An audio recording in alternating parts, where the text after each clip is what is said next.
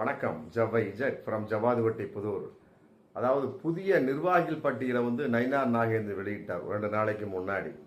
மொத்தம் 51 பேர் கொண்ட நிர்வாகி பட்டியல். அதில் குஷ்புகுலாம் துணைத் தலைவர்.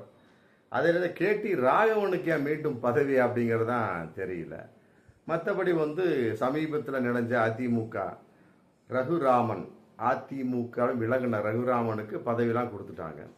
ஆமாம், இன்னும் சில பேர் டொனேஷன்லாம் கொடுத்துருப்பாங்க போல இருக்கு, அவருக்கும் பதவி. மற்றபடி நயினார் நாகேந்திரன் தன்னுடைய ஆதரவாளர்கள் அப்படிங்கிற கான்செப்டில் சாதியின் அடிப்படையில் பதவியெல்லாம் கொடுத்துருப்பார் போல இருக்கு. ஆனால் வன்னியர்கள் ஓரங்கட்டப்பட்டு விட்டார்கள் அப்படிங்கிற மிகப்பெரிய ஒரு கூக்குரல் அங்கிருந்து வந்துட்டு இருக்கு.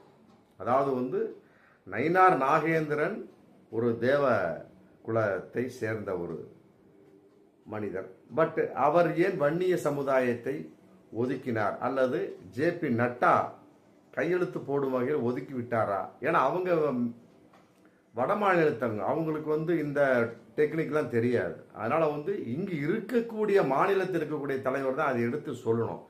மற்றபடி தேவர் சமூகம், நாடார் சமூகம், ரெட்டியார் சமூகம், நாயுடு சமூகம், கிறிஸ்துவ சமூகம் எல்லாமே இருக்கு.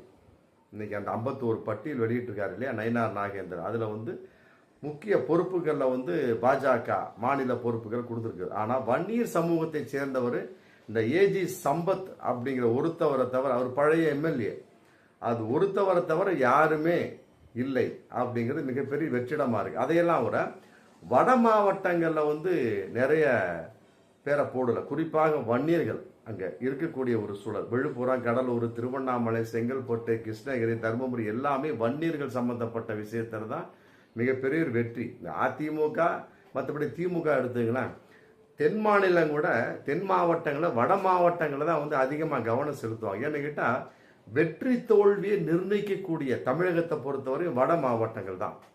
அதில் குறிப்பாக வன்னியர்கள் அதிகமாக இருக்கக்கூடிய அந்த மாவட்டங்கள். ஆமாம், அதை இன்னைக்கு பாஜக கோட்டை விட்டுருக்கு. அதன் அடிப்படையில் கட்டாயமாக 2026 சட்டமன்ற தேர்தலில் பாஜக ஜெயிக்குமா, கட்டாயமாக தோற்கும் அப்படிங்கிற மிகப்பெரிய ஒரு விஷயம் இன்னைக்கு வைரலா போயிட்டு இருக்கு. நயினார் நாகேந்திரன் இது சம்பந்தப்பட்ட எந்த முடிவு எடுக்காமல் விட்டு விட்டார் அப்படிங்கிறது தான். ஏன்னு கேட்டால் வட மாவட்டங்களை பொறுத்து 60 தொகுதி இருக்கு. அந்த 60 தொகுதியிலும் எப்படி ஒன்றிணைக்க முடியும்? எல்லாமே சாதி தான், சும்மா வாயில பேசுறது, நான் அவன் நீ அவன். ஆனால் சாதியின் அடிப்படையில் ஒவ்வொரு மனிதனும் இணைகிறான். குறிப்பாக தமிழகத்தை பொறுத்த வரைக்கும், இந்தியாவை பொறுத்த வரைக்கும் கூட சொல்லலாம். அதில் தமிழகத்தை பொறுத்த வரைக்கும் குறிப்பாக 60 தொகுதிகள், வட மாவட்டத்தை பொறுத்த வரைக்கும் எல்லாமே சாதியின் அடிப்படையில். அதனால அதில் பாஜக கோட்டை விட்டுருக்கு. அதனால 2026 சட்டமன்ற தேர்தலில் வெற்றியை கோட்டை விடலாம்.